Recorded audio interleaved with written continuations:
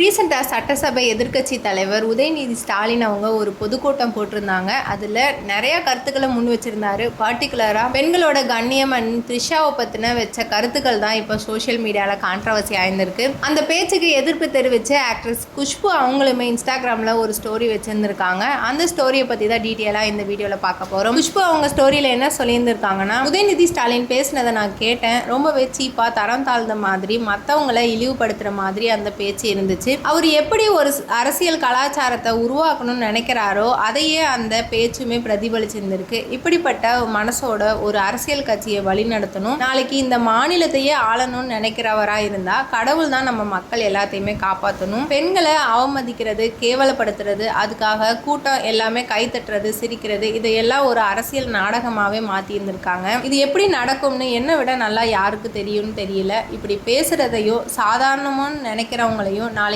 இதே மாதிரி அவமானம் உங்க வீட்டு பெண்களுக்கோ வரலாங்கிறத மறந்துடாதீங்க. அரசியல் வேறுபாடு இருக்கலாம், ஆனா பொது மேடையில பேசுறதுக்கு ஒரு எல்லை இருக்கணும். பெண்களை மதிக்கணும். யாரோட விருப்பத்துக்காகவும் அரசியல் லாபத்துக்காகவும் அவங்கள ஒரு பகடக்காயா பயன்படுத்தக்கூடாது. ஒரு எதிராளியோட திறமைக்கும் செயலுக்குமே தலைமைத்துவத்துக்கும் ஈடு கொடுக்க முடியலனா தனிப்பட்ட தாக்குதல்களும் கேவலமான வார்த்தைகளும் தான் இப்போ சிலருக்கு எளிதான வழியா மாறி இருந்திருக்கு. உதயநிதி ஸ்டாலினும் அவரோட அப்பா மு.க. ஸ்டாலின் அவங்களுமே இதுக்கு முன்னாடி பல சர்ச்சைகளை சந்திச்சிருந்திருக்காங்க. அதனால இதை எல்லாம் பொது வாழ்க்கையில சாதாரணம்னு எடுத்துக்க கூடாது. ஒரு பொது மேடையில ஆக்ட்ரஸ் த்ரிஷாவை அவமதிச்ச எதிர்க்கட்சி தலைவர் அவங்க கிட்ட நிபந்தனை இல்லாம மன்னிப்பு கேட்கணும். தன்னோட தவறை ஒத்துக்கிட்டு மன்னிப்பு கேட்கிற தைரியமும் நாகரிகமும் அவருக்கு இருக்கான்னு பாப்போன்னு குஷ்பு அவங்களுமே ஸ்டோரியில மென்ஷன் பண்ணியிருந்திருக்காங்க. இப்படி தன்னோட கருத்தை வெளிப்படையா பதிவு பண்ணியிருந்திருக்காங்க ஆக்ட்ரஸ் குஷ்பு சுந்தர். இந்த விவகாரம் குறித்து உங்களுடைய கருத்துக்கள் என்னங்கிறதையும் கமெண்ட் செக்ஷன்ல கமெண்ட் பண்ணுங்க. மேலும் இந்த மாதிரி சினிமா அப்டேட், சீரியல் அப்டேட் பற்றி தெரிஞ்சுக்கணுன்னா மீடியா ரோட் சேனலை சப்ஸ்கிரைப் பண்ணுங்கள்.